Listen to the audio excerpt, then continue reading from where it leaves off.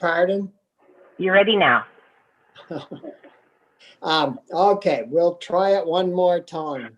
I'm Bobby Starr, Senator from Essex, Orleans County. And we have with us this morning the Ag Committee. And I'd like start with our Vice Chairman, Senator Pearson. We could introduce ourselves and then we'll go to Anson and go around the room. Thank you, Mr. Chair. Chris Pearson from Chittenden District. Glad to be back, as this is the first time since I've been in the Senate that I get to be on a committee 2 sessions in a row. So I'm glad to be mostly up to speed. Look forward to working with you. You were that bad before. I thought, see, I liked your work, so you made it twice. Just kidding. I'm Anthony Polina from Washington County. Glad to be back on the committee. Senator Brian Collmore, representing the Rutland District. This is my 3rd term on Senate Ag. Corey Parent, I represent Franklin County. I'm the new member on the committee, but I spent last biennium on Senate Natural Resources. And then prior to that, I spent 2 terms in the House, but never on an Ag committee. Yeah. And so Secretary Tabbets, would you like to take over from here? Well, thank you, Senator Starr and committee members. Welcome, Senator Parent, to the committee. It's an honor to be with you. We look forward to a productive and a safe session. Of course, we stand ready to help you with your work, crafting policies that improve the lives of Vermonters. In a moment, I'd like to introduce some of our directors. They will be your key contacts for a variety of issues, whether it's protecting animal health, making sure our food is safe, protecting our waterways, or improving the agriculture economy from farm to table. They're there. They'll get you the information that you need to make your decisions. And of course, lean on them. They are solid managers who understand their fields of expertise. Over the last 4 years, we worked closely with all of you on the best approach to each issue with common sense, facts, and an attitude of how do we get to yes. And I think that's important. That's worked for all of us. How do we get yes for the people of Vermont? A few highlights I'd like to share with you since we last left you in our virtual world. Across the agency, we've been focused on the current pandemic. We're doing our best to keep everyone safe and healthy. Our agriculture community has stood tall, working nonstop to feed all of us. And we are so thankful for their work, whether it's on the farm, in the orchard, the slaughterhouse, or in the processing plants, or in our stores. Agriculture remained open and is open as we weave our way through this pandemic. We're also working nonstop to improve the economy. We have just completed a historic program that provided nearly $26 million in grants, $26 million in grants, sending out dollars to hundreds of businesses so they could pay their bills through this pandemic. Your work, which allowed us to do our work, was critical, and we thank you. You helped Vermonters. A few highlights, just a little more details on that.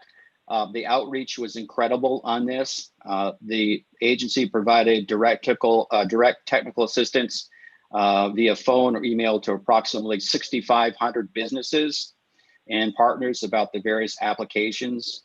And we produced 12 weekly newsletter e-blasts with much of the content related to the grants, receiving more than nearly 39,000 opens by those recipients. So they're reading it.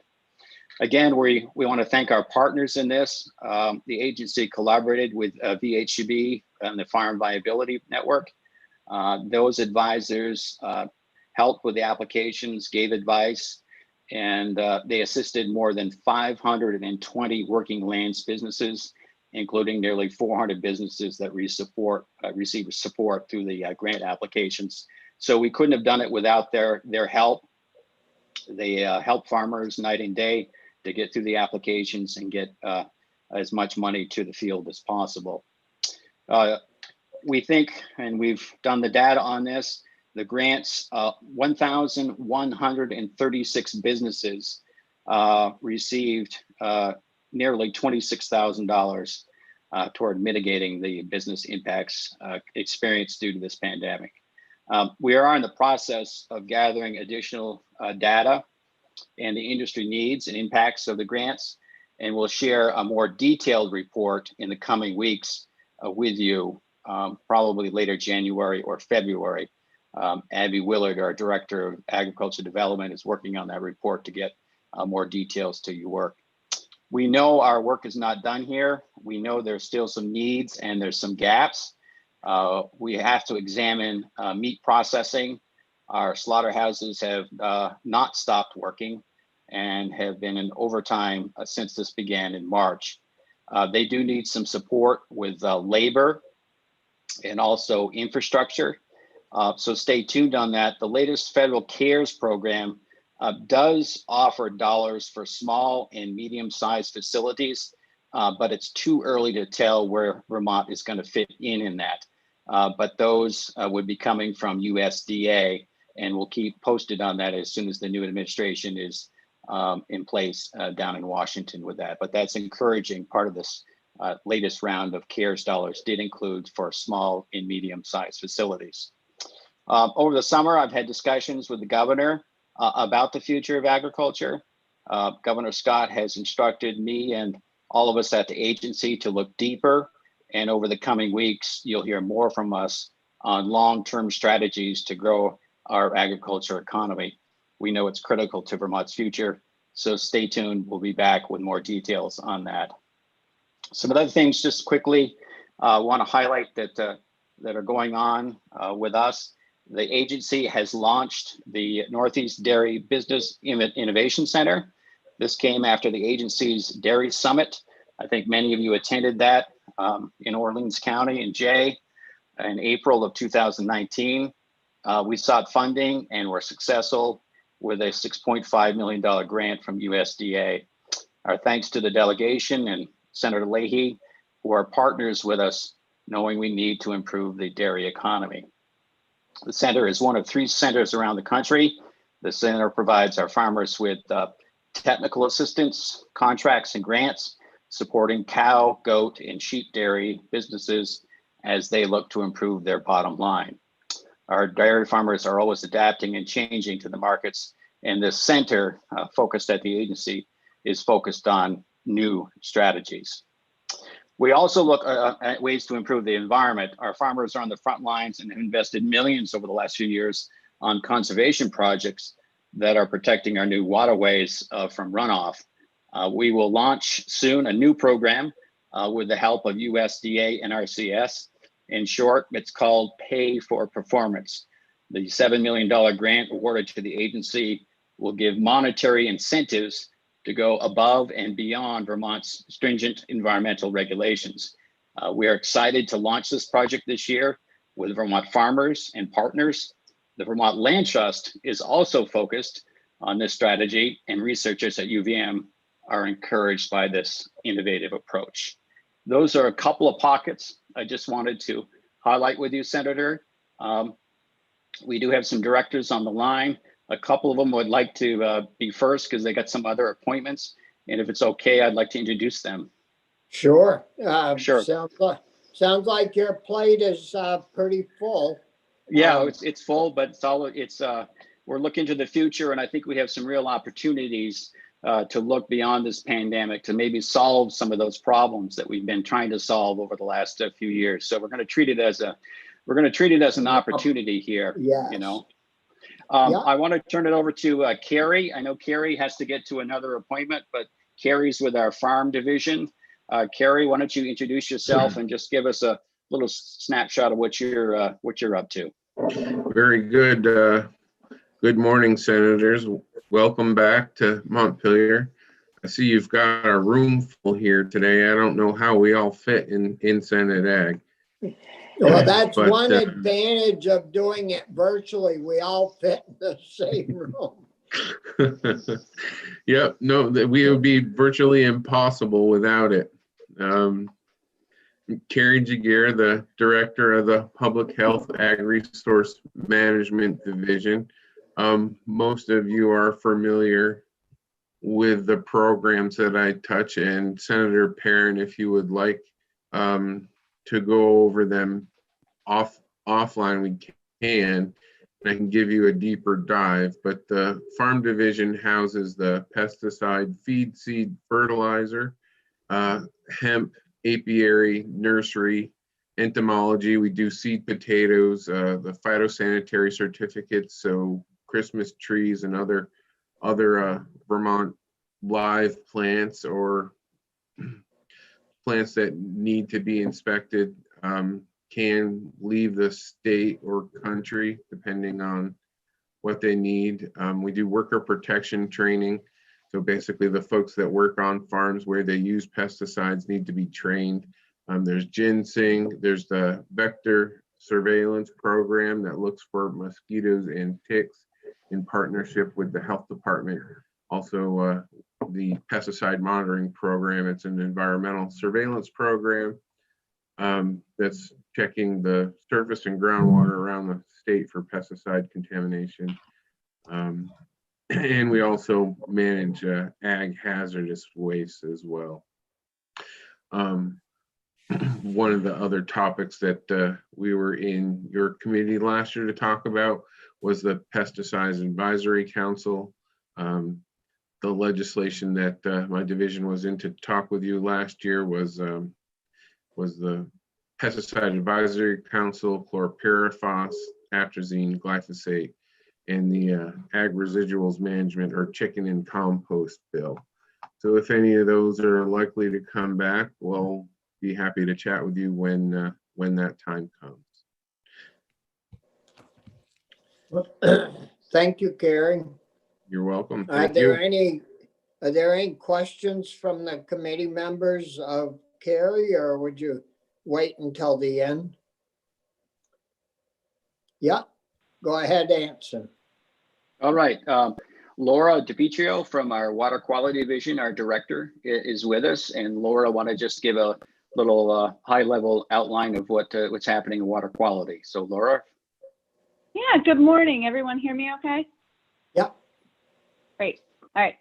Yeah, so as a reminder, and I know we've met with Senator Corey Parent and other committees, but as a reminder, in water quality, I'm the director of the division, and Ryan Patch is here on the call, and he's the deputy director.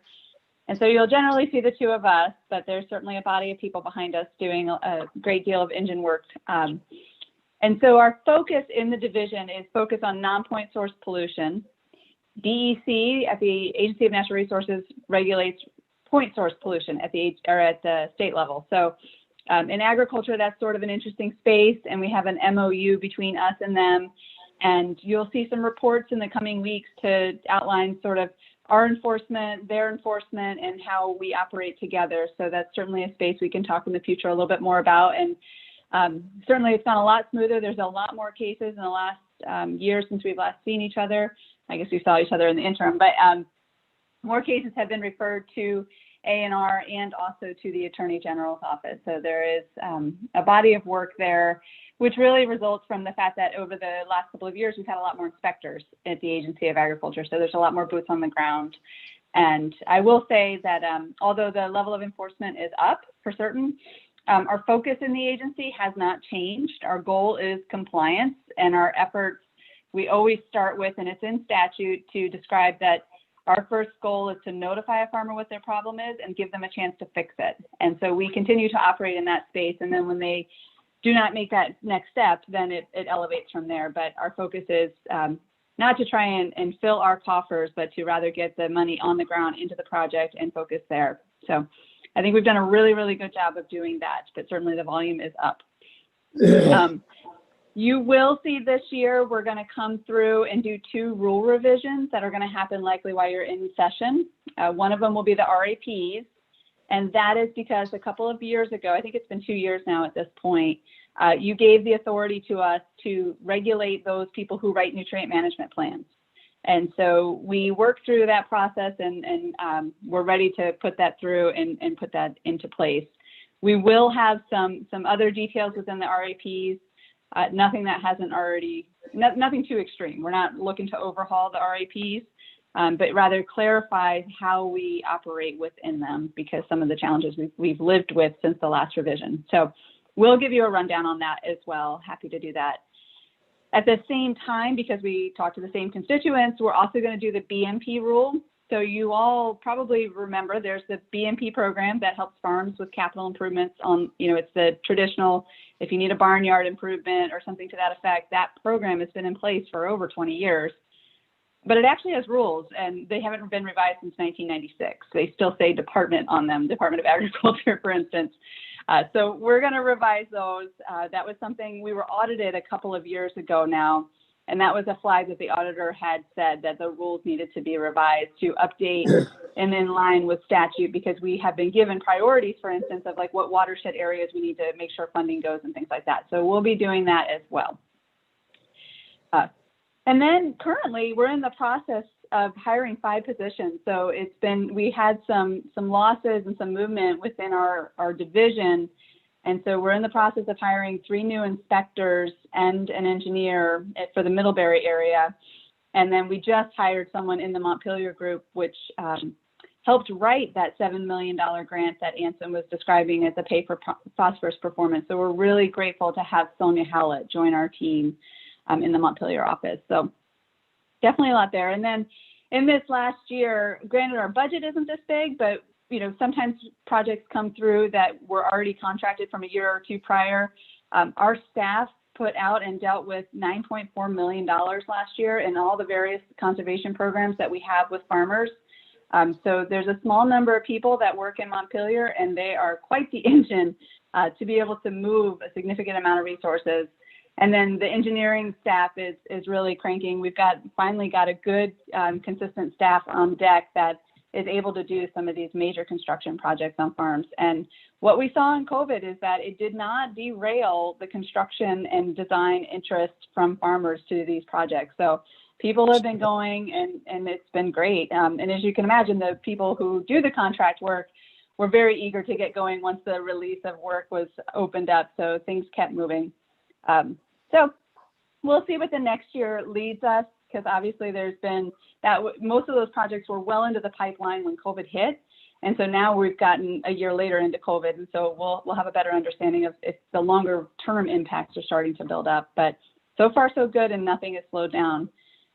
The last thing I'll just say for you, a discussion I want to engage in with this year is we are getting a lot more federal money, and a great example is a $7 million grant. And the way that federal grants are starting to operate is they're trying to put more of the work on the states, which is absolutely fine, but it also puts on us that responsibility to protect that farmer data. And so with the data that as a state and a public entity we want to be able to share, and then the data that we're collecting under grants such as this, these privacy and records request lines where we have a liability to be able to manage this data because we cannot release it, becomes more challenging. And so, a conversation about that is one of the things you'll see is a report that is going to come out, the Clean Water Investment Report. All the agriculture is it's rocking it out of the park as far as agricultural phosphorus reductions. And all that body of data and the ability to report that to you is because we're able to pull it from all the different partners that work with farmers. And so we built a database that captures all of this. It's the first in the country that's ever done this, where it captures multiple agencies' databases information. But when it comes to records requests, whose information is it and what is the responsibility? So I think a conversation so that we understand what our rights and responsibilities are is really important. So hope to have that conversation with you into the future. So that's all. Yep. Thanks. Yeah, thank you, Laura. One question I was wondering about, how have our agricultural people been doing in regards to compliance with our water quality rules and regs? Are they doing pretty well, or fair, or poor? Or how's that all going? I think there's different buckets you could probably put everybody in, right? Those that we have come across that hadn't done anything historically, and so the lift is pretty big. Those tend to be the smaller size farms. And then the medium farms, I would say they're sort of broken into 2 categories, those that didn't really engage as much and those that have more focused on growth in the sense that they've got more newer infrastructure and have engaged with the programs through that process. And the large farms, for the most part, they're all engaged. They have been for years. But I will say, when it comes to compliance and across the board, what you will see, because of the volume of inspection that we do have to inspect large farms more and medium farms more. The volume of enforcement does tend to reside into the larger farms just because we're there more. Small farms certainly have some issues and are certainly starting to tip up because we are gathering more and more inspections on them. But I guess what I would just say overall in general is farms are responsive to the process.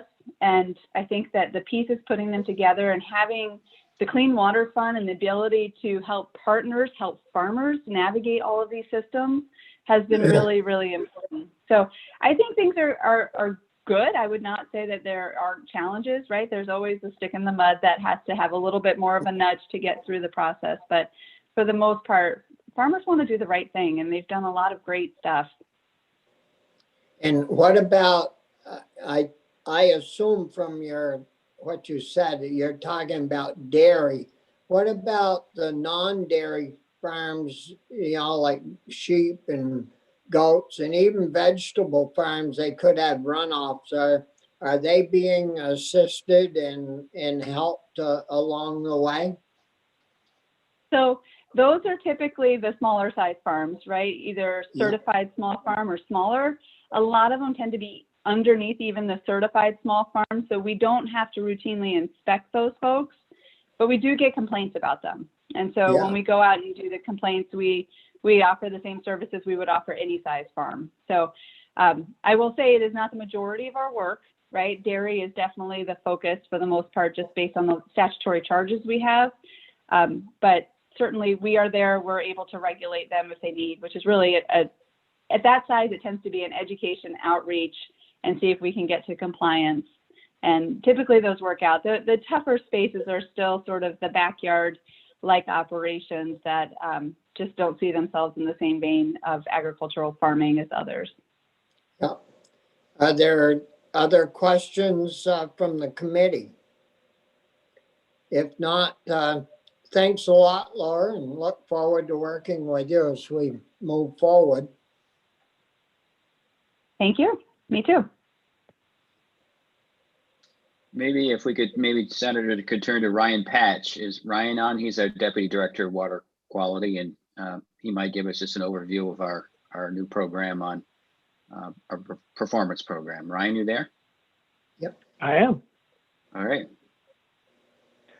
If it's all right with you, Chair Starr, I'll just share a brief update on Vermont Paper Phosphorus program.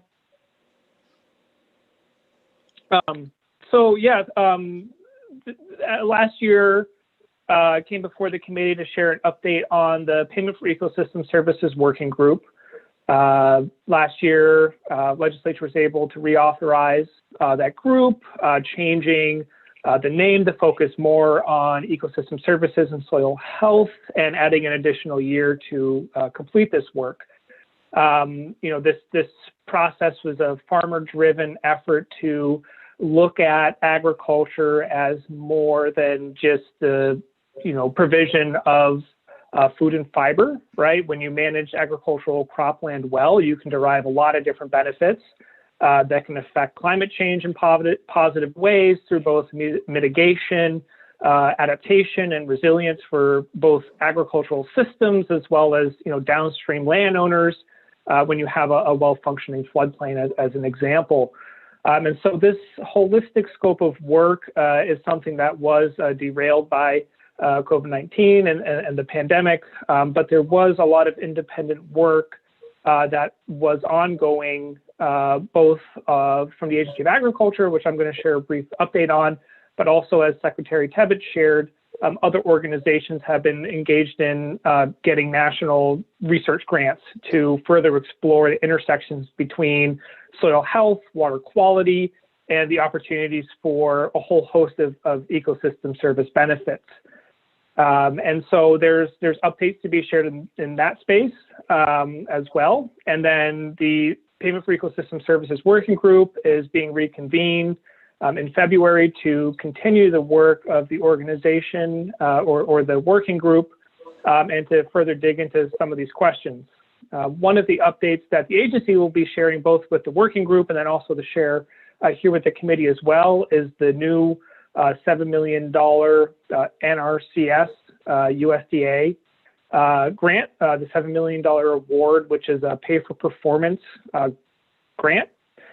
This is a very exciting opportunity, and it provides an opportunity to augment existing programming that Laura shared with regards to some of the BMP and other agronomic practice payment programs that the agency has. Folks will be reminded of most of the financial assistance programs focus on paying for practice. You implement an acre of cover crop, there's a financial assistance rate that covers a portion of the cost of implementing that practice. And we, as Laura shared, the report will be out on Friday, the 15th of January, the Clean Water Investment Report. And there'll be a lot of great details there about how these programs are successful and cost effective. This pay for performance grant is an opportunity to, as I said, hopefully augment that. And, lots of details to share in there. But essentially the goal is to take a look at a whole farm and take a look at their management. And through modeling software, the software is called Farm Prep, compare the farm's current management to the historic base management as represented in the TMDL for phosphorus in the Lake Champlain Basin. And once a farm makes phosphorus reductions past the threshold, they'll be eligible for a payment on a per pound of phosphorus basis. We've learned through the working group, the Payment for Ecosystem Services working group, that some of the programs the agency has offered in the past, there's barriers to a farm participating in it. It's a lot of time and effort to even become eligible in some cases. And so an incentive payment for a farmer just applying for the program, running their farm through the program and understanding where they fall on the spectrum of whether they're exceeding the threshold or they still need to do some work, will have an incentive payment tied to it, regardless of the farm's performance. And then a farm can learn what they may need to do to become eligible for a payment through this program. $7 million grant, at least $4.9 million of that will be payments to farmers for pounds of phosphorus reduced. And this will help, leverage and augment the already, strong efforts farms have been making in making phosphorus reductions, which will be reflected in the Clean Water Investment Report. So very exciting model. There's a lot of interest nationally from other states. Maryland and Ohio have reached out trying to learn more about what we're doing and what structure we're using to put this in place. And so we're very excited to be working to implement this. We also have another research grant from the state NRCS Vermont to do research on specifically farm prep and the pay for phosphorus concept this first year in 2021. So lots of exciting work happening there, and happy to share and continue the conversation around payment for ecosystem services.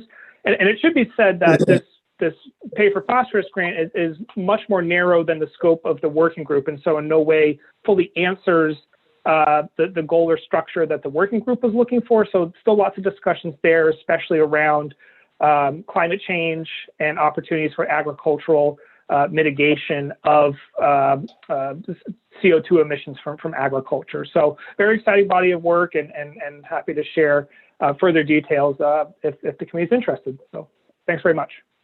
Yeah, thank you, Ryan. Ryan, the ecosystems, the whole thing, ag, forestry, all of our open spaces and rural spaces.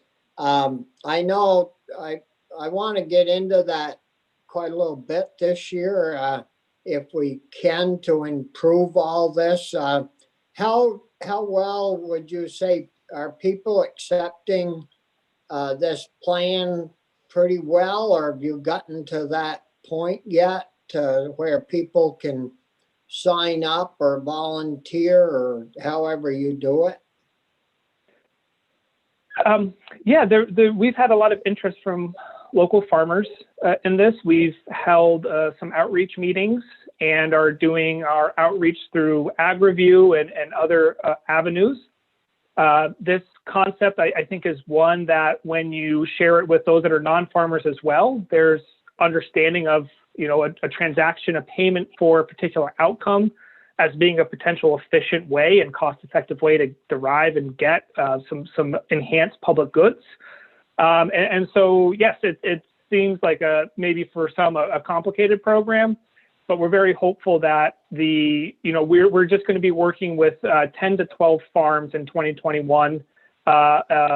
Hopefully a diverse snapshot of small through large farms for every part of the state. This is going to be a statewide program.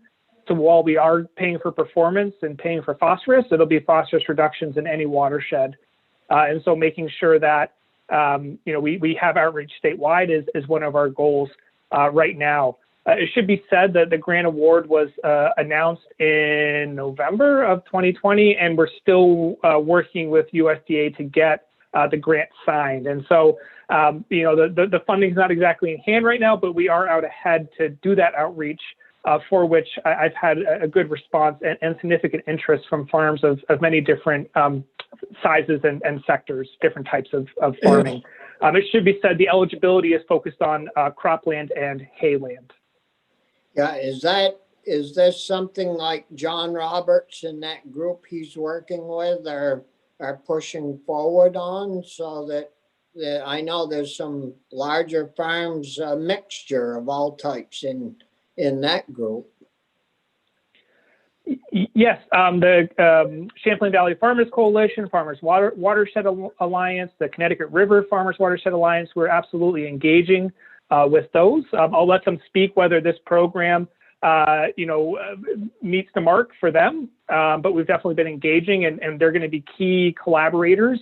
There's going to be a what are we calling it? Advisory group, pulling in the farmers to make sure that the program is developed and it works for those that will be participating in it. Again, in the ecosystem services space, the vision and the services that a lot of those farmers were interested in being recognized for is broader than just phosphorus. And so this program doesn't get at soil carbon.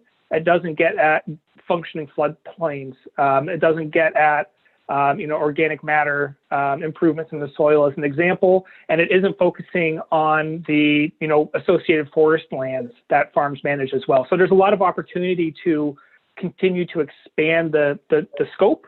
But for the purposes of trying to stand up a structure for quantifying reductions and having payments, we chose to focus narrowly on phosphorus for the agency's grant and the Vermont Pay for Performance system. But there's lots of opportunities to quantify other ecosystem service benefits from farms. This is just one where the mechanisms were in place to attempt to quantify and compensate farmers for phosphorus. Yeah, thank you, Ryan. Are there any, Anthony? Ryan, I just wanted this, you said a lot there and I appreciate it. I just wanted to get it clear. I mean, it's $7 million grant we're talking about, right, for pay for performance. Did you say that 4 million of it would go to farmers particularly? 4.9 million for direct in payments for phosphorus reductions to farms. So where would the rest of the money go?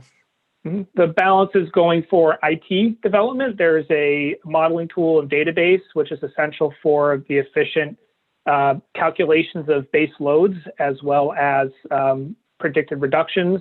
There is field verification for contractors that are going to be needed to validate that what's entered in the program is indeed what's happening on the ground. And then technical assistance for both input and another contract for those organizations that will be supporting farms to navigate and move through the program and troubleshoot inputting information into the database, and then also providing recommendations on how to potentially meet the standards to increase stewardship levels, and then grant administration for the agency as well. And USDA NRCS also takes a portion of that for their administrative requirements within the program. And is this the same one where you said that there would be about 12 farmers participating?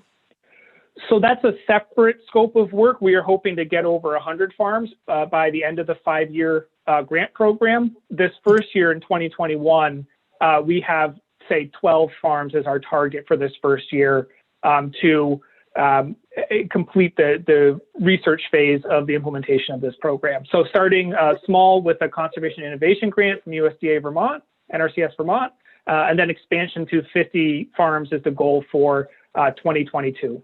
Signups would be in the late fall of calendar year 21. And I know sometimes farmers talk to me about the difficulty in applying for these kinds of programs, and you mentioned that it's a complicated process and whatnot. So I presume we're doing everything we can to help farmers through the application process, the grant process. That's correct. Yes, Senator, that's part of what the additional balance of funding goes to, is to provide technical assistance providers to support their getting their information into the program, and also for which the incentive payment is an encouragement. Once a farm's data is entered into the program, there's a per acre payment up to a $4,000 cap, recognizing the time it takes for them to navigate potentially the system. And so that's what that data entry payment incentive is attempting to address, is the obstacle to applying and how complicated the program can be. So both providing TA through the program, and then also an incentive to the farmer to apply, because they could do all this work and not be eligible. But hopefully, if they're not eligible, they can work on a plan to improve their management so that they can receive payment for phosphorus in the next year of the program. Thanks. Yeah, Chris? Just quickly, Ryan, with the grant that informs the tools and the measurements and stuff, can we assume that a lot of that is something we would be able to use in an ongoing fashion beyond the life of this grant? Yes. So Farm Prep is an existing tool that is available for folks to check out today. And after this Pay for Phosphorus grant, if the program is successful, we'd hope to be able to continue it past the 5-year grant. Any other questions from the committee for Ryan? If not, who's our next presenter? Deputy Eastman, if Deputy Eastman wants to say hi. Deputy Eastman has been with us for 4 years, and she will be probably one of your key contacts throughout the legislative session, a former lawmaker from the House. But if you just want to say hi, Allison, it's all yours. Good morning, all, and welcome back. Happy to see everybody, and congratulations on your re-election. We look forward to working with you, and I have to say, listening to Ryan about the payment for ecosystem services, every one of the directors that you hear from, there's so much exciting work going on, and just proud of the amount of money that our team was able to get out for CRF funds. We couldn't have done it without our technical service providers in the field. I'd be remiss if I didn't mention our partnerships with VITA, also VHCB, Farm Viability, UVM Extension, and I look at the partnership that we had with our legislators in crafting that legislation. It was a pretty impressive to move out just short of $26 million. So excited to continue the great work, and thank you for all you do. Welcome back, and please don't hesitate to reach out if there's anything we can assist you with. Yeah, Thank you. thank you, Alice. Good to see you again. Who's up next? Well, I'm going to turn it over to, we're talking about the CARES dollars, and the key components of getting that money out the door was the Agriculture Development Division. So I want to turn it over to Abby Willard. At some point, Abby would probably like to come back to you and do a real deep dive on that experience and what worked and maybe with some of the gaps. But I'm going to turn it over to Abby Willard, Director of the Agriculture Development Division. Abby. Thank you. Good morning. Morning, Abby. Good morning. How you doing, Senator? Good. Good. Well, it's nice to meet everyone. Senator Parent, we haven't met before, so nice to meet you. Welcome to the Senate Ag Committee. Thanks. Nice to meet you too. And other senators, nice to have you back. I'm happy to talk a little bit about VCAP, but maybe I'll start with just giving a little bit of background about the Ag Development Division. So I'm Abby Willard, Director of the Ag Development Division at the agency. We primarily work on market development, business viability, and provide financial support and business technical assistance to a variety of ag businesses and food and working lands businesses. We are a non-regulatory division, as I think most, if not all of you realize, but we play a really important role in support to our regulatory division. So whether that's helping with marketing or messaging to the industry or connecting with partners. So our role is really focused on promoting Vermont agriculture and our food and ag businesses to kind of Vermonters, but also as far-reaching as international markets and consumers. So we're always leading some sort of international trade mission to various countries and places to try to spread the word and popularity of Vermont products. We connect Vermont businesses to different markets. So that may be in-state markets, but oftentimes it's really looking at regional and national and even at times international market opportunities for our ag and food businesses. We are playing a role at times in what we call increasing agricultural literacy. So just building a conversation and a comfort around speaking about agriculture and the benefits that that has to our economy and to our communities and to each of us as Vermonters. And so there's a variety of education that happens there through our various programs that we lead or just different partnerships that we engage in.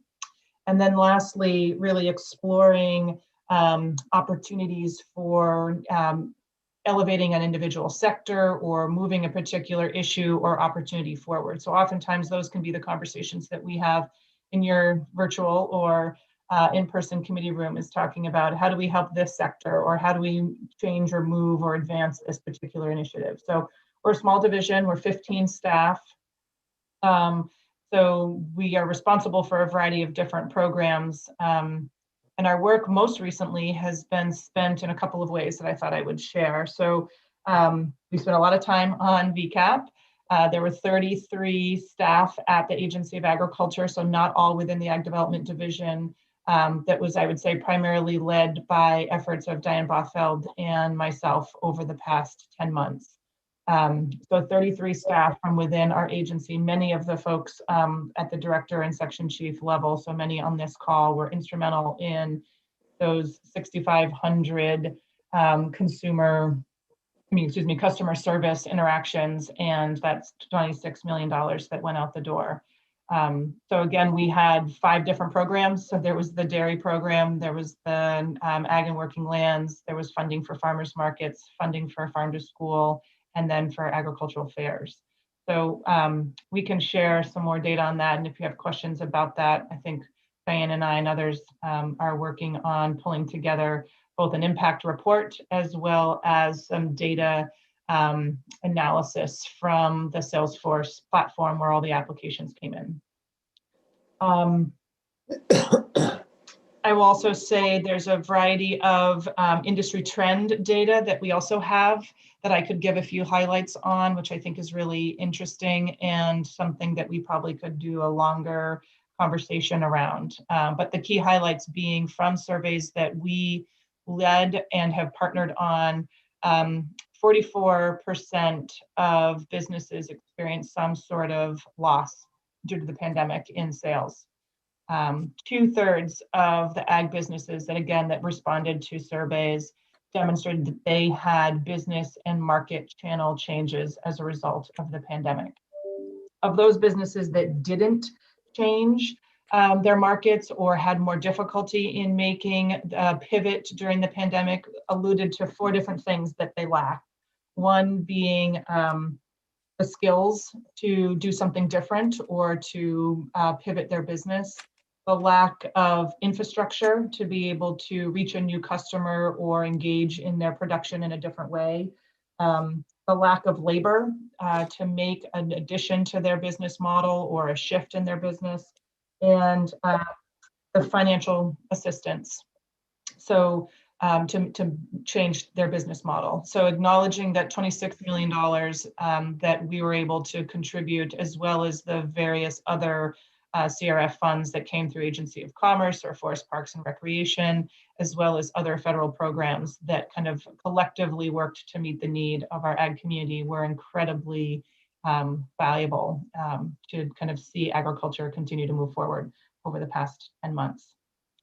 Another kind of simultaneous effort that we've been engaged in over the same period of time, which has been slightly appropriately timed, I believe, has been the finalization of the new 10-year Ag and Food System Strategic Plan. So initiated by the Vermont Sustainable Jobs Fund, but done in partnership with our agency over the past year.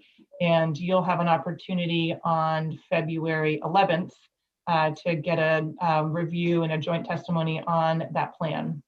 That plan is an impressive piece of work, and it now includes a vision for the next 10 years for agriculture, a sense of what the priority goals as well as recommendations for moving agriculture forward in the state, and then specifically looking at individual sectors, market channels, and underlying issues impacting agriculture, and kind of the current condition and where the industry and those that contributed to the plan see opportunities for moving forward. So lots of discussion, I think, around that plan in our future, and really look to that as a vision and a plan for the future of agriculture in Vermont. Secretary Tebbets mentioned the Dairy Business Innovation Center. There was just a press release that kind of announced that effort this week. Every other week through the next couple of months, there will be a new funding opportunity or some RFP released out of that center that will have market or innovation or industry support for the dairy community. Again, it will not just be focused in Vermont, so it's designed to be for the Northeast, but having the hub here at the Agency of Agriculture in Vermont is a significant benefit to our dairy economy and our dairy producers. So it'll be really exciting to see these various efforts that get announced every other week for the next couple of months. I'm really excited to have that staff, that center fully staffed and activities underway. The Working Lands Enterprise Initiative is something that you're very familiar with, and we do every year. You also will have an opportunity to get the impact report and conversation around that initiative on January 27th. So there's an event that has already been scheduled to talk about the Working Lands investments over the past year. So that continues to be one of our largest annual and general fund appropriated funding opportunities, or grant programs as we call them, to support ag, food, and working lands businesses. So collectively on an average year, the Ag Development Division puts out about $3 million in grants in a variety of funding opportunities to our ag community, and working lands being the largest generally. And then that's in addition to other federal resources that we bring in to do more of our marketing work and individual sector assistance. So we have a federal funds that supports the maple industry, and then we often have some sort of dairy promotion and marketing assistance work for various sectors. The marketing work is something that has become really apparent as a priority during this pandemic. So really supporting businesses to make some shifts and looking at e-commerce and digital marketing opportunities, knowing that 2/3 of businesses had to make some sort of market shift in the past 10 months is pretty significant. And we have asked some great survey questions and have some interesting results about, based on the market channels that businesses are now supporting, if they think that they would go back to their old markets. And then input and feedback from businesses is that they don't anticipate that. They expect to be able to continue to move forward in the markets that they're serving, which means e-commerce, digital marketing, and direct-to-consumer marketing have an incredible opportunity for future growth and sustained kind of market influence, I guess. So thinking about how we support virtual events and engage businesses in understanding digital marketing opportunities continues to be something that we focus on and direct a lot of our attention and services to. You're aware of our produce program as well as our farm to school program. Both of those have had some interesting adjustments, as everyone can talk to as a result of COVID.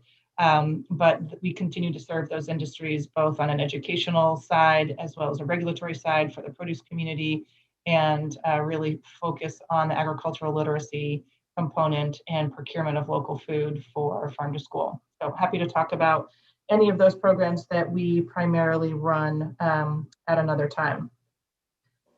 Quick last comment I'll make is just like, so what are we focused on currently? I would say we're focused on the launch of this new Ag and Food System Strategic Plan and the messaging around that, and then the implications of having a new Future of Ag plan for the next 10 years, so through 2030. As Secretary Tebbets mentioned, Diane and I and a team are really working on looking at both an impact report and some data analysis on our VCAP investments.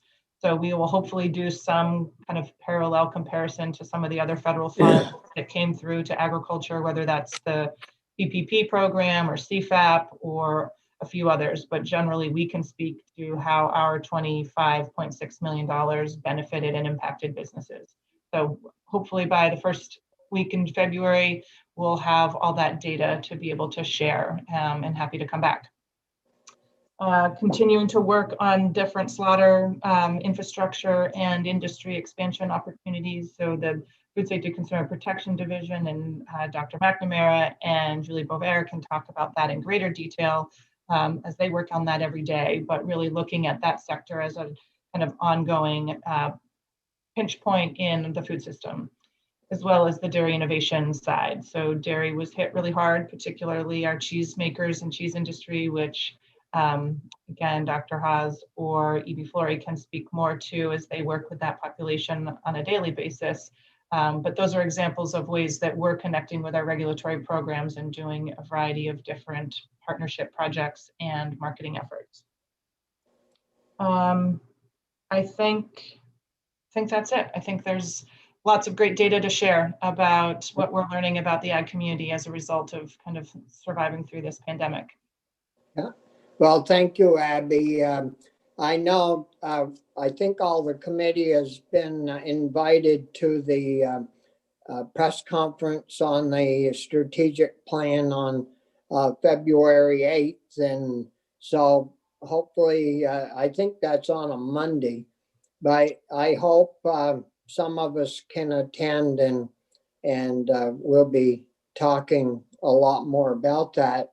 One of the issues that the President Pro Tem has laid out for us in ag is to work a lot on like food security, making sure that we've got people properly trained in our lands so that we can guarantee some food for our citizens. And I, we'll talk about the slaughter stuff in a little bit, probably more with Dr. Haas. But one of the issues that came up, well, and it's probably in front of you guys right now at the Ag Agency, is people can't get their animals in to get slaughtered and packaged and taken care of. And some of them I've heard as late as 22 now. If you want to get an appointment, it's got to be in the year of 22. And so, I think the committee will be taking a hard look at how we can help our slaughter facilities to update and improve the output for food security. You didn't mention, I don't think you did, much about the farmer markets, and how well did they do with their limited space and spacing out and all that? Can you just give us a quick overview of how that all went? Yeah, so let me just say broadly, I believe one of the great benefits, if we were to find the silver lining of COVID-19, was the ability for Vermont's ag community to feed Vermonters. Yeah. And we saw an unbelievable support for, interest in, and commitment to ensuring that neighbors and community members were fed during this pandemic, kind of both response and ongoing recovery efforts. And the number of volunteers and donations and kind of good citizen, kind of common good benefit that Vermonters gave to one another was incredible. And the agricultural community continued to sort of step up and be a source of food and resources and security for our state. And I'm so grateful for all those businesses, even those that demonstrated incredible economic loss and loss of revenue, that still made an effort to support Vermonters was pretty special. One of the impact reports that we'll share is specifically on farmers markets. So based upon the resources that they received and the losses that they claimed and sort of what impact that had on the industry. But we definitely saw, and I don't have in front of me the data, though I'll look it up, the increase in sales that farmers markets experienced, even with fewer vendors and in certain circumstances, fewer weeks that they were available to vend. The amount of interest in direct to consumer relationships, so either customers going to the farm or participating in a CSA or attending a farmer's market, was incredible. I think we heard that CSA participation increased by 200%. And so farms were sold out and operating at capacity early on in the pandemic. So the timing for that was interesting and I think helpful in some regards. But I think farmers markets were one of those examples of an industry that wasn't deemed essential, and they were really frustrated by that. They wanted to be considered a grocery store, but they continued to provide food, and they were really accommodating of the COVID and public health limitations. They maintained a 12-foot distancing, they wore masks and had sanitizers and put out extra tables to be able to ensure safe commerce in those outdoor markets. And as a result, consumers continued to come to markets and develop relationships with those farmers, either to be picked up at the farm or curbside pickup at markets. So I think they were incredibly resilient and committed to continuing to serve people. The Montpelier Farmers Market's still meeting outdoors. Thank you. Yeah, and many markets and numerous markets have made that commitment to still do outdoor market. Right.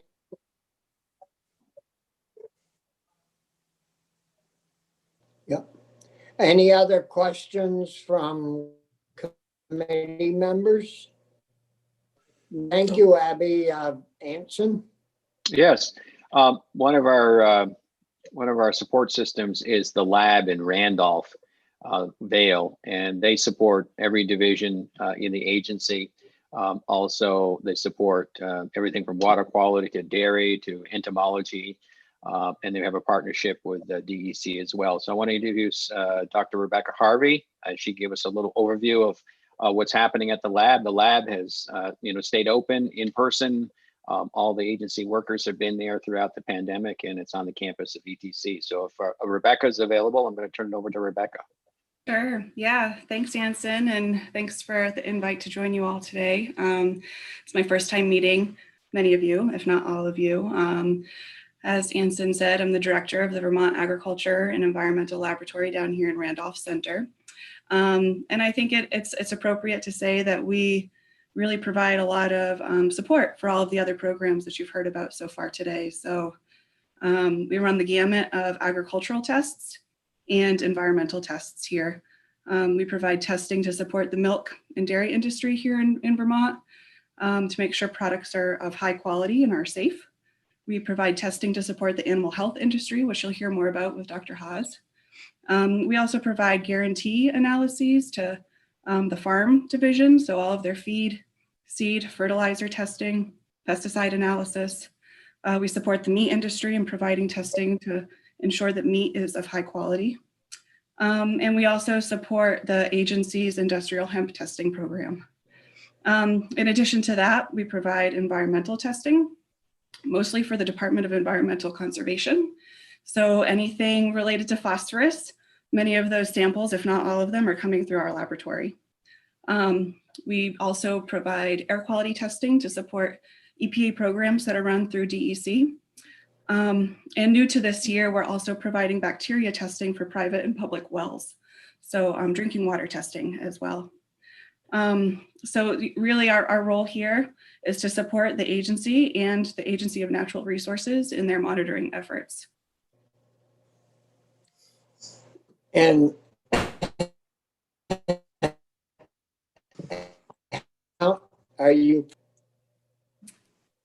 how many people do you have at the lab? Yeah, so we actually have 14 analysts here in the biology and chemistry labs. We've been here full time throughout the pandemic. We do have 2 vacancies right now that we're working to fill, but in the whole facility, we also have laboratories that are staffed by the Weights and Measures Lab, which Kristen Haas directs. Also the DEC has a couple of laboratory spaces here. So a lot of the other laboratories, much of their work is considered field-based. So during peace times, when there is no pandemic, there might be upwards of 20 to 30 people here on any given day.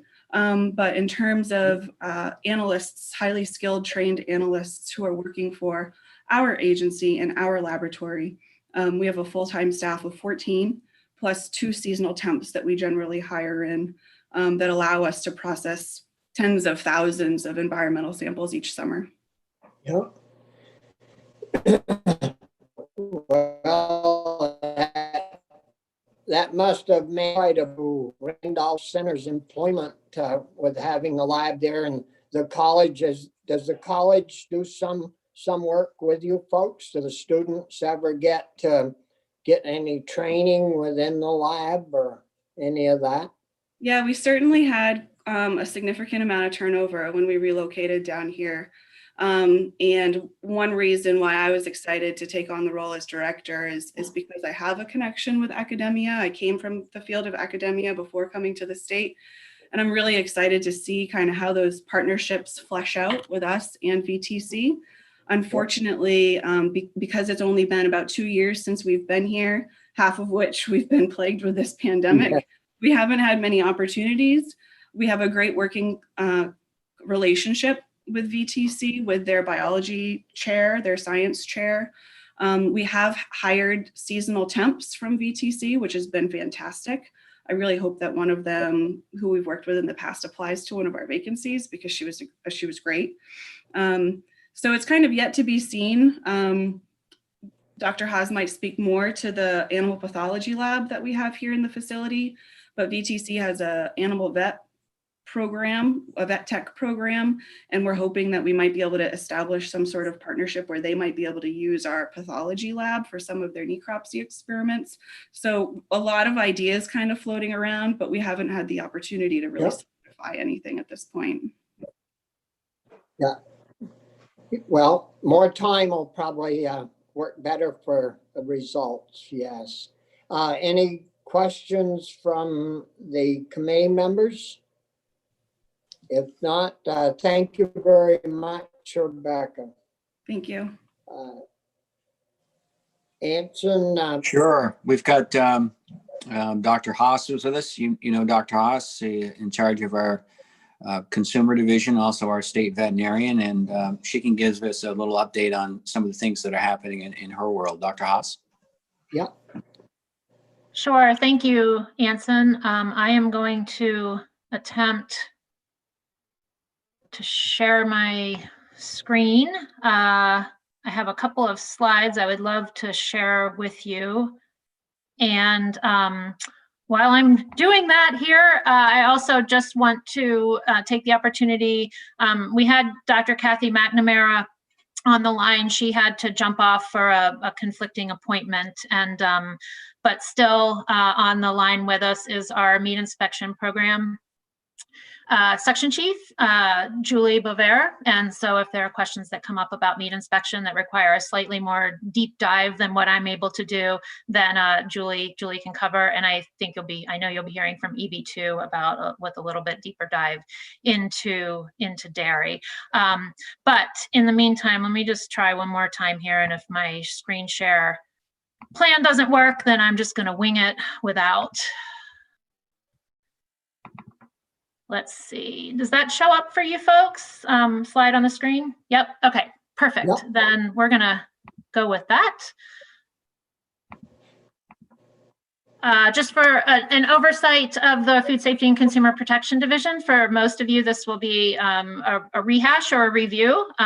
And for Senator Parent, welcome to the committee and look forward to working with you as well as all the members. And this will give you an overview of what the Food Safety and Consumer Protection Division comprises. So as Anson said, my name is Kristen Hawes. I'm the director for the division and the state veterinarian for the agency. And the Food Safety and Consumer Protection Division is a 38-person division. So it is a large one. And we are focused on, in a nutshell, the two buckets that you see here: ensuring safe food. So there was discussion already, I know, on food security. That's something that we're very invested in.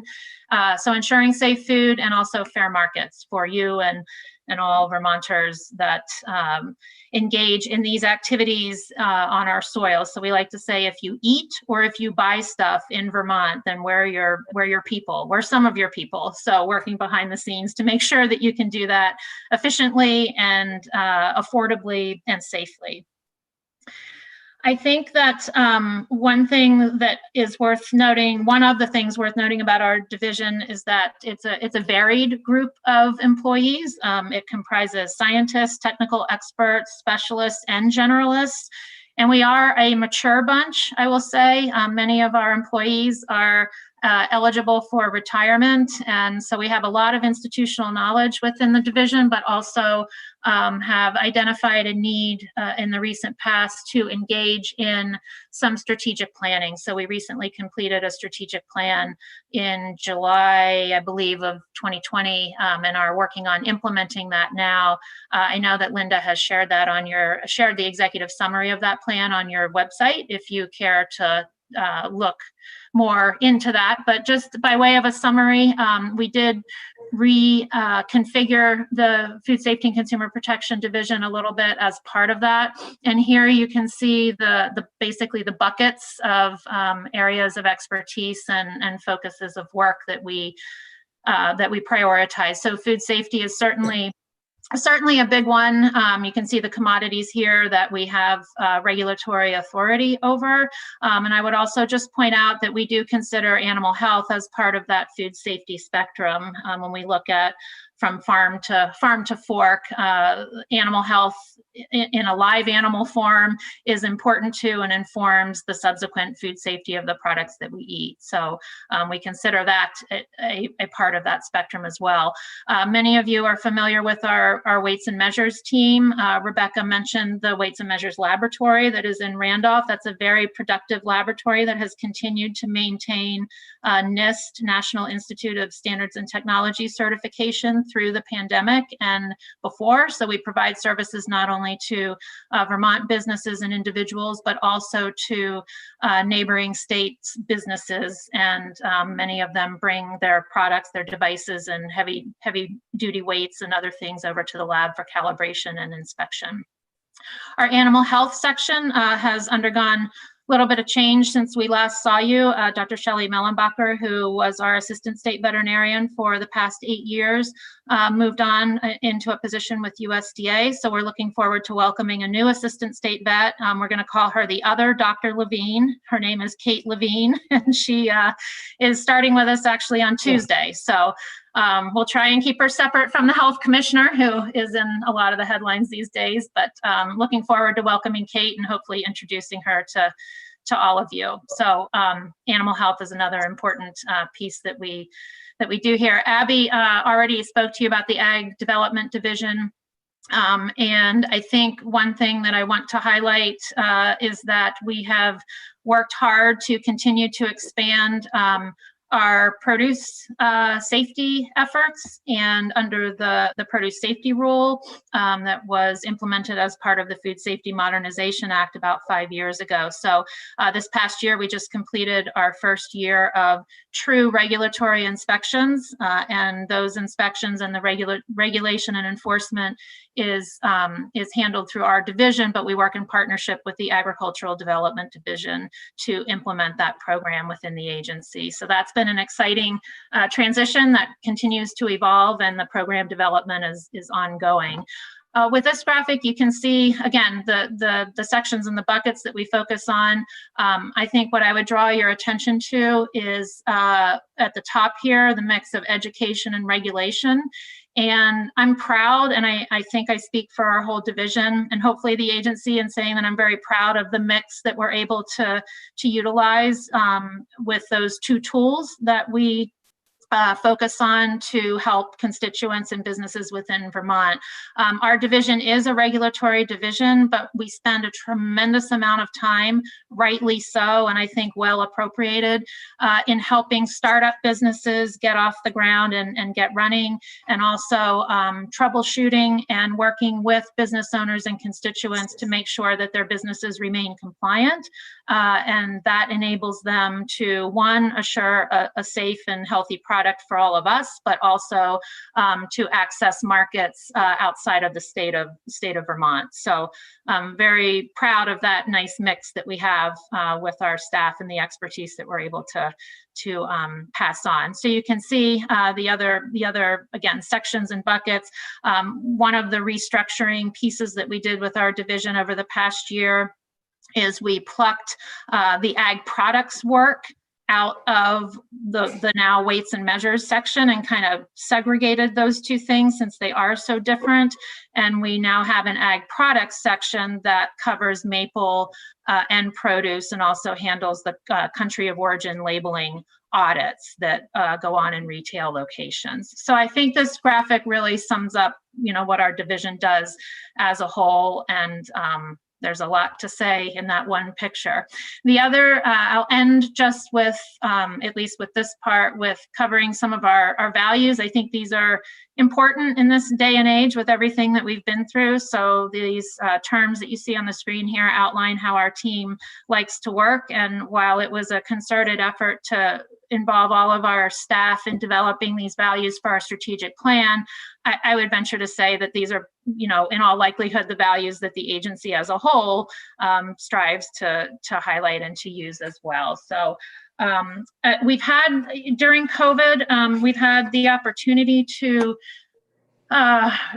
really engage in some efforts to also expand businesses and their abilities to increase their markets. And I think one of the best examples of that I would like to highlight for you all, and Julie can perhaps speak more about it, but we've had the ability to facilitate market expansion within the meat sector and meat and poultry sector. And so just within the last several months, our meat inspection program has meet the criteria with FSIS, the Food Safety Inspection Service, to take on a new cooperative agreement and a new meat program, and it's the Cooperative Interstate Shipment Program.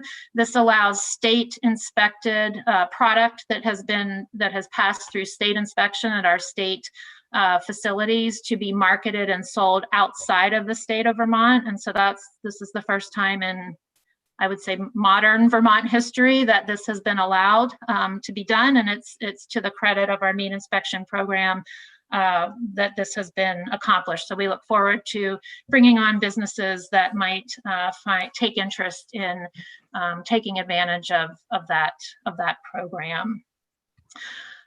That's kind of the overview of our division. A couple of things just to pick up on from the conversation so far. Rebecca mentioned the Pathology Lab. I am very excited to work with Rebecca and our new assistant state veterinarian to explore options for use of that lab. Right now, it is, I'll acknowledge, it's not being utilized to its full potential. So we do need to explore ways to get better use out of that space, and that might come from VTC. It could also come from local and statewide veterinarians for lab purposes and other things, and then we'll look at ways to internally expand its use as well.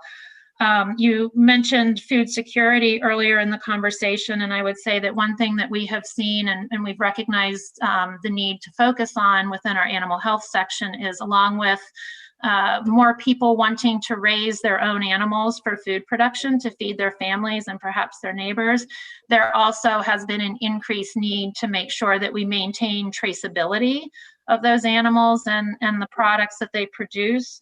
And the way that we're working toward doing that is trying to make available to producers across the state electronic ID and supporting infrastructure to better trace their production animals. So we have an allotment of about 4,000 RFID tags, radio frequency ID tags, that we are giving out for free to producers of all sorts, with a focus on bovine animals, and we'll continue to do that and get those materials out to folks and work with them to get them up to speed to transition to that functionality should they choose to do so. The way in which we hope to interact with you all during this session is a couple of things come to mind. One is we are working on putting together a Food Safety and Consumer Protection Division newsletter just to get the word out a little bit better about the work that we do. Hope to be able to include you all, if you're willing, as recipients of that newsletter. It'll probably be quarterly to start. And then secondly, we do have some proposals in the agency's housekeeping bill this year that we'll look forward to talking further with you about. So with that, that's the summary. Happy to answer questions or turn it over to Senator Yu or to Anson. Yeah. Thank you, Chris. Have you received many complaints or concerns in regards to time slots at slaughter facilities? We do hear concerns about that. Yes, that's a valid concern. I think is Julie? Yeah, Julie is still on. Julie, not to put you on the spot, but I will, because you're at the receiving end of a lot of those conversations. So Julie, could you comment on the specifics with that? Sure. Hi, everybody. This is Julie Bovier. This is my first time with you all, so it's nice to meet you, and looking forward to a good year. Yeah, so there is a problem with slaughter slots, and it still will become a problem until we can get more people out there who want to open up some slaughter facilities. Currently, we are working with just two right now, but getting them on board has been a little hard.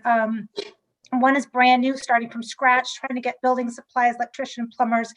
It's kind of, set them back a little bit because of COVID, just getting all the supplies together.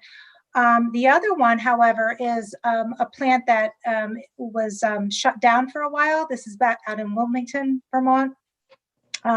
So another outfit came over and they actually leased it, then wound up buying it.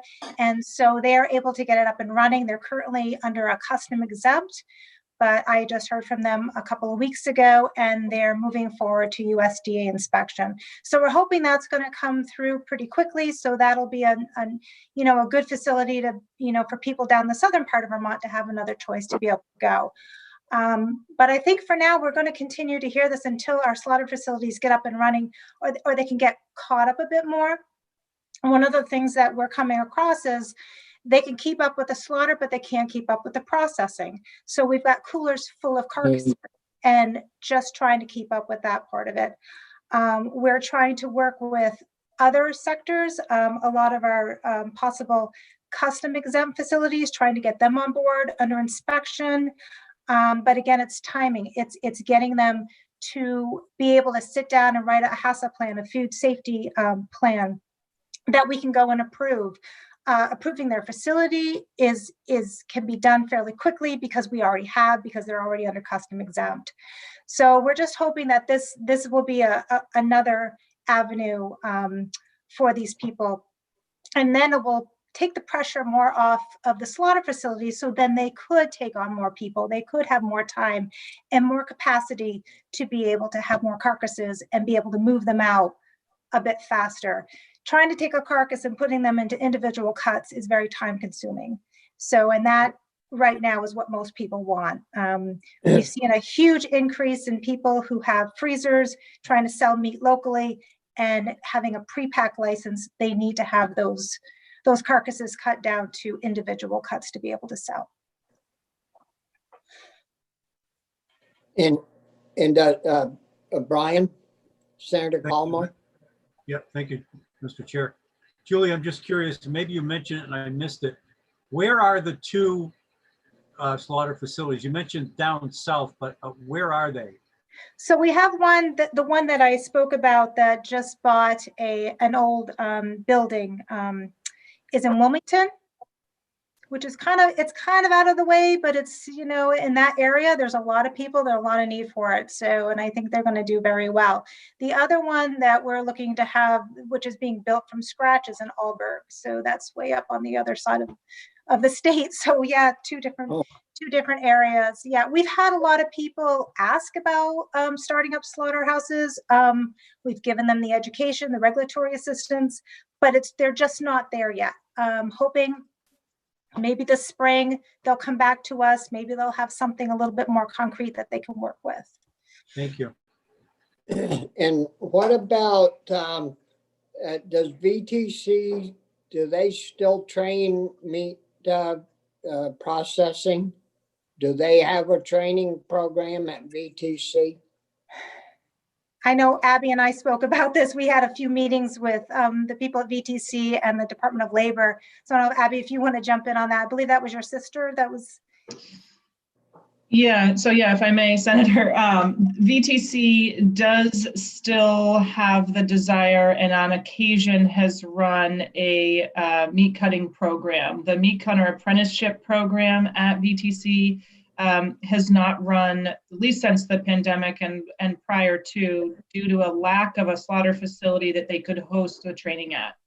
So, and that's generally just due to slaughter facilities being so busy that they haven't had the ability to designate their space for a training opportunity. So one of the CRF requests that we had proposed was to purchase, for Vermont Tech, to purchase equipment to be able to on campus create a training facility with all the meat processing and cutting equipment. That was not supported, but we're hopeful that through other federal mechanisms, we can support and help them kind of achieve such a goal. Department of Labor has been engaged, as Julie mentioned, trying to think about if there's on-job training opportunities at meat processing facilities to help get them to a place where they can start working with a skilled workforce and do the on-job training at their own plant if they wanted to add more staff or add an additional shift. So it's still a need. I think we know two things. We know there's a I could see where need. Sorry. I could see where a private slaughter facility, though, that would, if they were trying to get out meat in a hurry, you know, as good, fast as they can, I could see where a training program would slow that process down a great deal, and it would be much better if we could have the equipment at VTC, bring the animal, you know, the slaughtered animals in and train them. So then when they do get to the slaughter facility, they'd be ready to go to work for cutting and processing. But that is, I guess, something that we need to think about and work on. Yeah. Thank you. Are there any other questions from the committee in regards to Kristen's testimony? If not, we'll move on. I think we're getting towards the end, Senator. We got a couple more to go. E.B. Flory from our dairy division. E.B. want to say hi, and E.B. was instrumental in getting CARES dollars out to our processors, but also our dairy farmers. So maybe E.B., if you want to just say hello. Yeah. So thank you, Anson, and nice to see everyone again, and nice to meet you, Senator Parent. I'm Mimi Flory. I'm the Dairy Section Chief at the Vermont Agency of Ag, and I oversee the dairy regulations, both for our grade A farms, processors, and then also our raw milk producers. So anything regulation-wise and maintaining the federal pasteurized milk ordinance standards so that our Vermont milk and our dairy products are eligible to be sold in state and out of state and internationally is what my team is tasked with. And we work with all sorts of processors and farms of all shapes and sizes, some of them with just 3 to 6 animals that have success meeting the regulatory standards and have viable businesses, up to extremely large processors and very, very large dairy farms. Through the CARES Act funding, we did have a handful of dairy farmers decide that they wanted to bottle some of their own milk. And each one of these individuals has actually done really well. So it's exciting to see that the CARES Act funding went to helping them diversify their family businesses. And 2 of the farms now are already adding additional pasteurizers and working with our team because the demand is high from the community. So that's been one positive thing. Despite us continuing to lose dairy farms of different shapes and sizes, we do have people dedicated trying to pivot and find ways to keep the family business going. And we're working with them as much as possible to help guide them and give them all the technical assistance we can so they can hopefully avoid mishaps and costly mistakes. Yeah.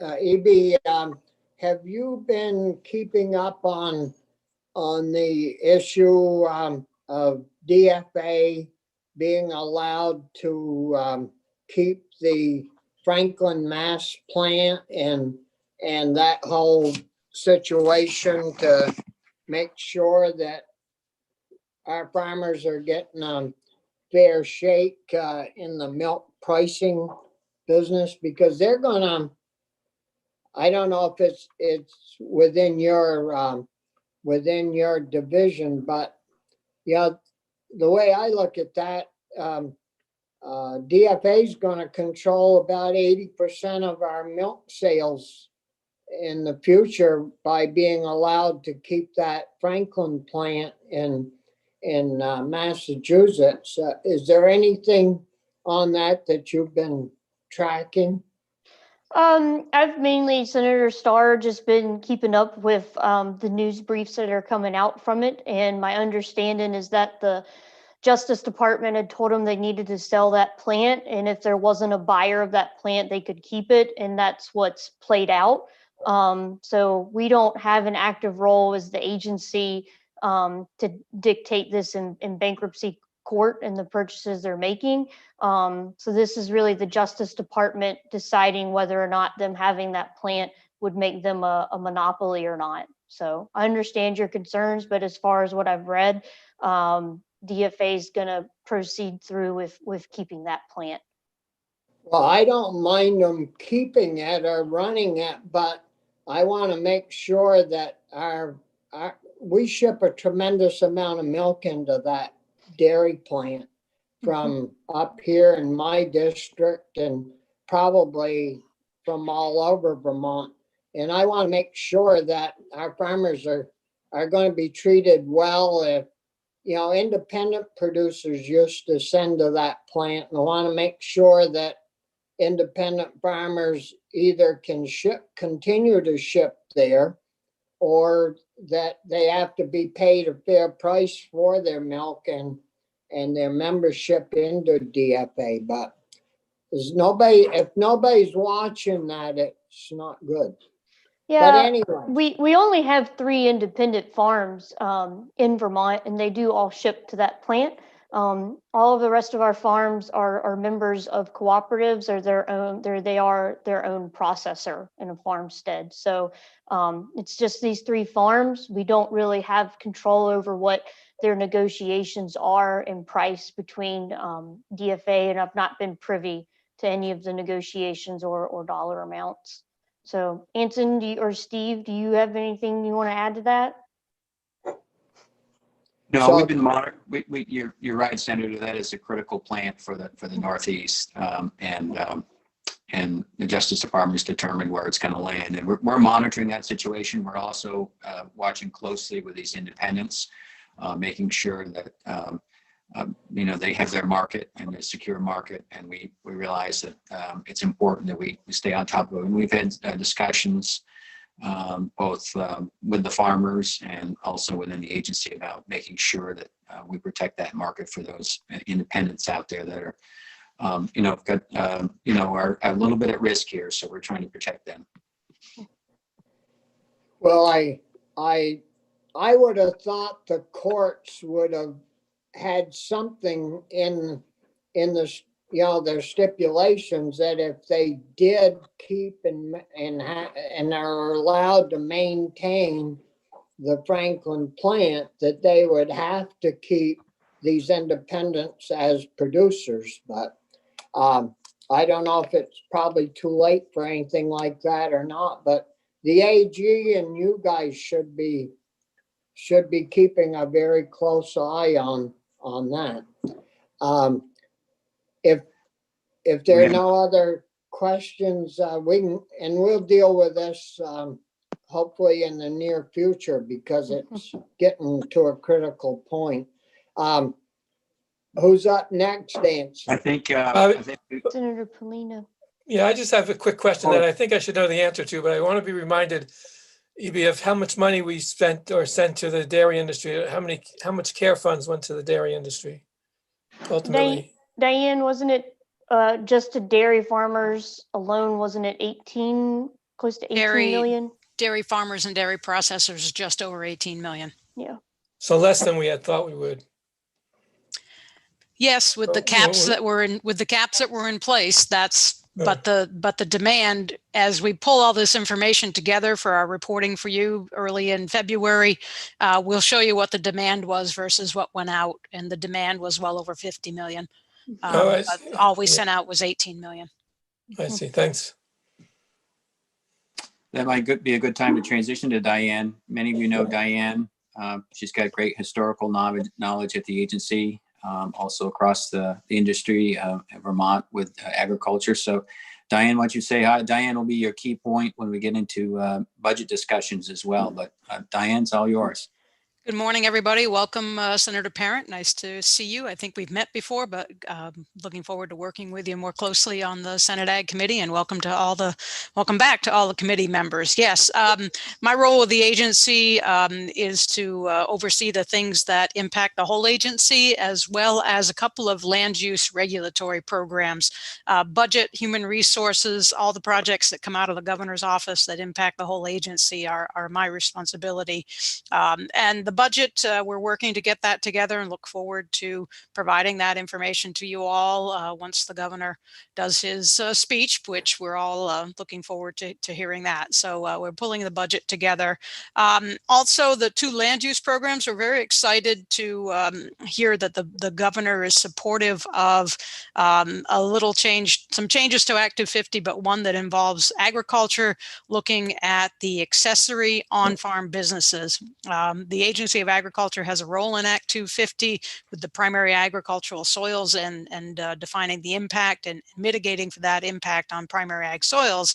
But also we know that there has been an increase in agricultural businesses taking on something else on the farm. It may be, milk to cheese, cider, or apples to pie, those kind of things, but it's really starting to expand into bringing people to the farm, the See It Made, weddings, events, cross-country skiing, all those kind of things where people are coming to the farm. And it is a fine line between that, those activities, those commercial activities that may or may not be farming, where that falls with Act 250. So within the governor's recommendation, there's a request to look at the accessory on-farm businesses and provide some exemptions to those businesses until they hit a threshold of improvements. They've had to build another building or put in a parking lot or something that is a trigger, but when they're just getting started, not not having them get caught up in the Act 250 world. Many of these small businesses get started, they get going, they're starting to grow, and then they find out past tense they should have had an Act 250 permit. And that can really, you know, if they've gone out for a bank loan or anything like that, it can really upset the apple cart for these small businesses. So really looking forward to a robust discussion of that with your committee and others this coming year. The agency also works on Section 248, the energy siting. It's a little different standard of the impacts to primary ag soil. We're supposed to make sure there's no undue adverse impact, which is a legal standing about making sure they try to not have as much impact on primary ag soils. So solar is the main one we've been working with, some anaerobic digesters, and how that for farms, as well as now just food waste and or municipal sewer sludge, anaerobic digesters for that. So a couple of areas that the agency works on. And, you know, the overall for the agency, we very much were deep in on the CARES Act grants and put a lot of work into it. A great team, a really good job done. As Abby said, impacted.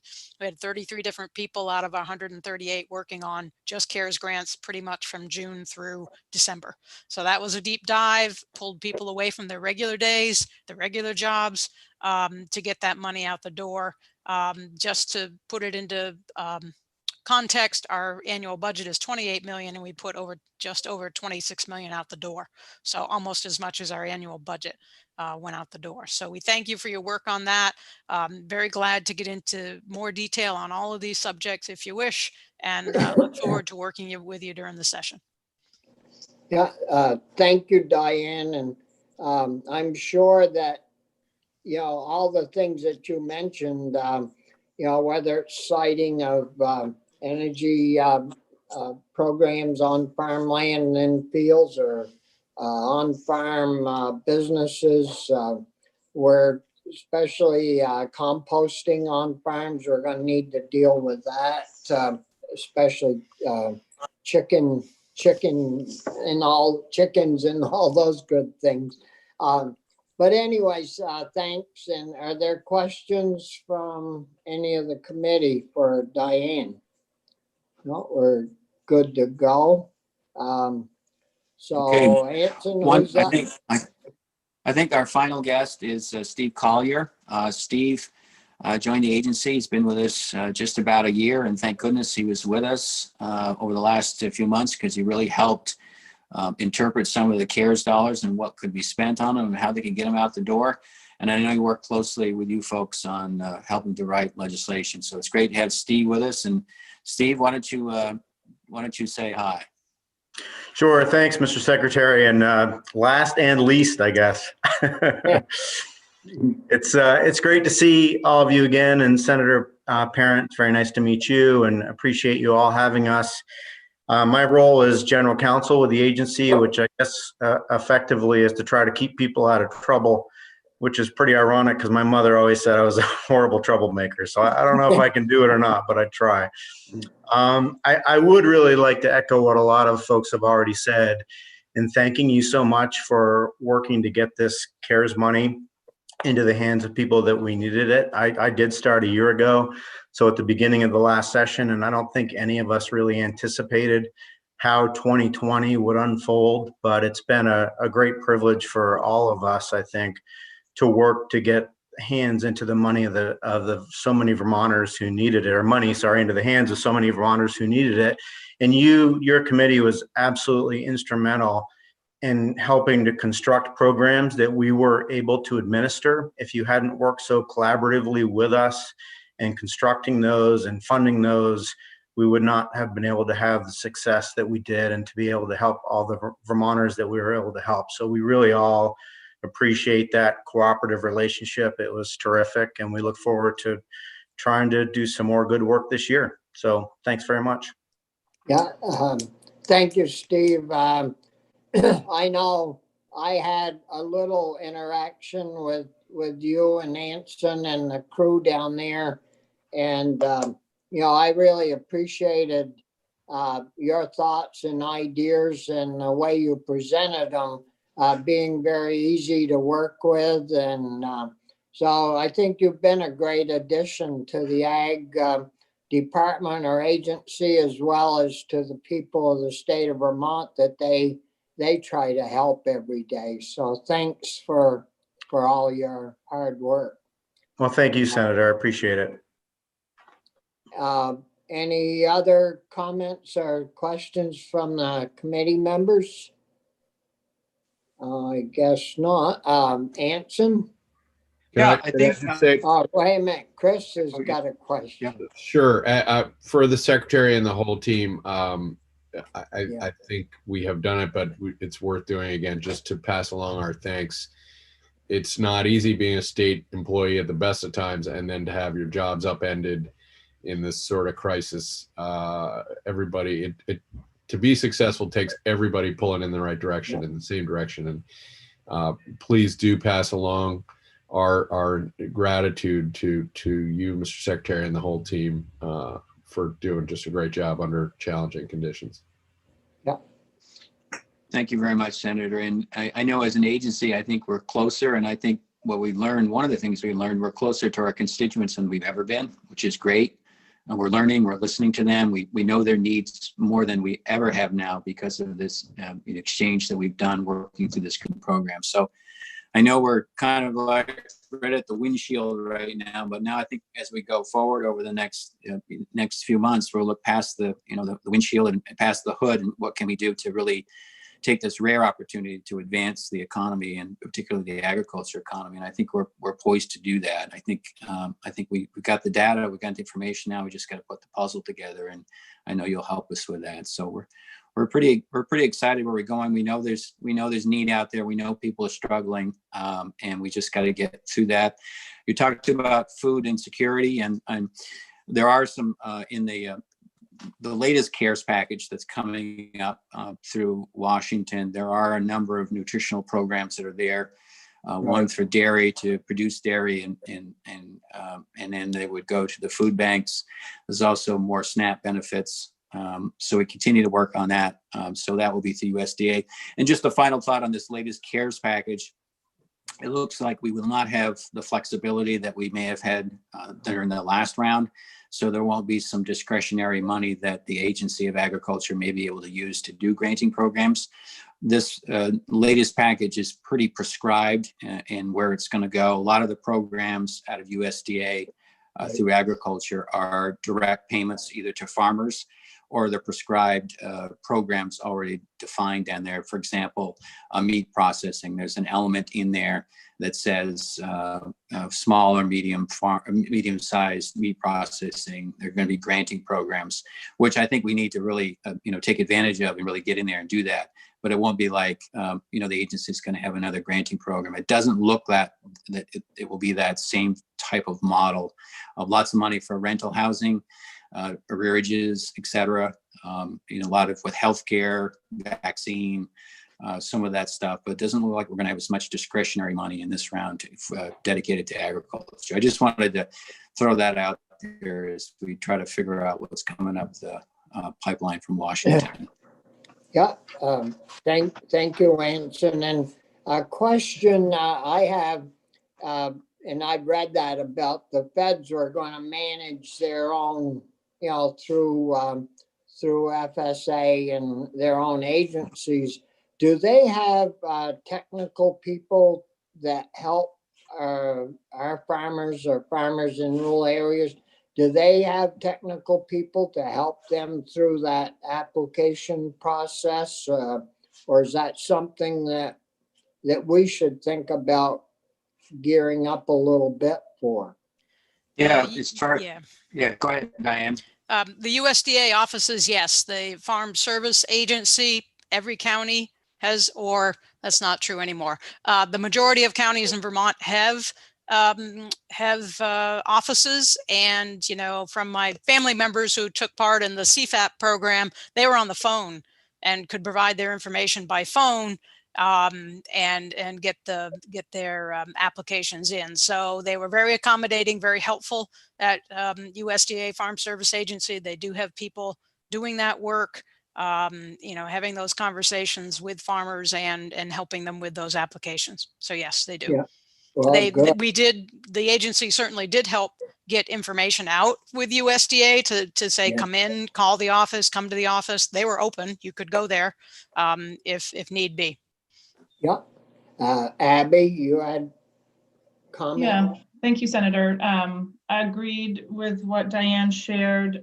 It does seem from the little bit that we know and have heard from SBA is that most of the ag support will be through PPP funding. They did make some changes to those dollars that will hopefully make it more accessible for smaller ag businesses, but it's still based upon payroll reduction and loss. So I think we have a lot to learn. SBA also has staff that can direct and support businesses that have questions. But I will say, we worked very closely with Farm Viability during our Vermont COVID-19 Ag Assistance Program, and the forget what they call their program, their rapid response work that they did was incredibly valuable. And Anson gave the statistic of about 400 businesses that applied for and received our VCAP grants, received support from Farm Viability.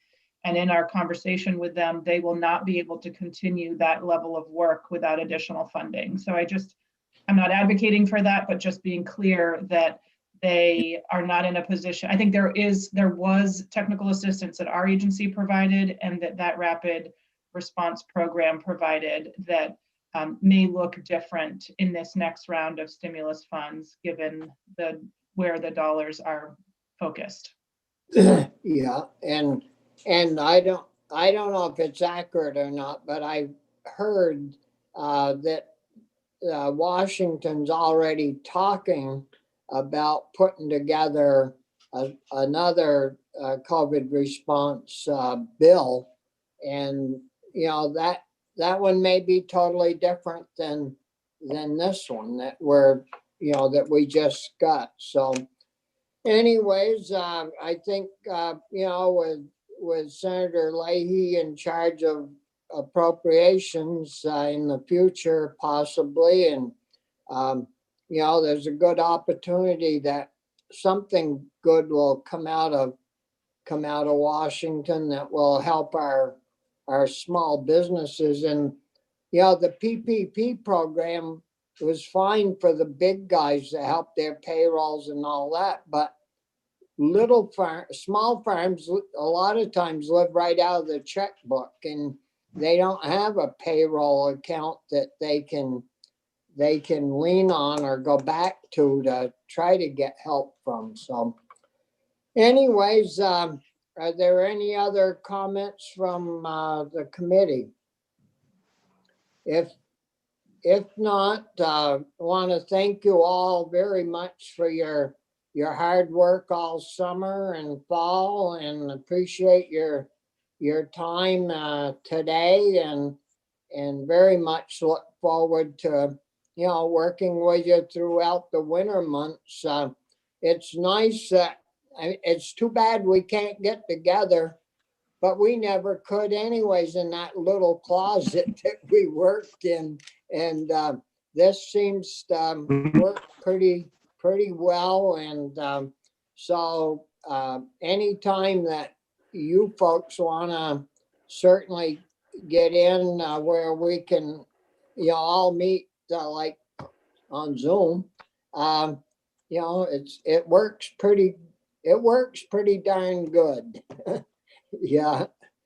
So thanks a lot, and we look forward to I'll see some of you in the morning, but look forward to working with you during the session. Thank you, Senators. Thank you. Goodbye now. Thank you.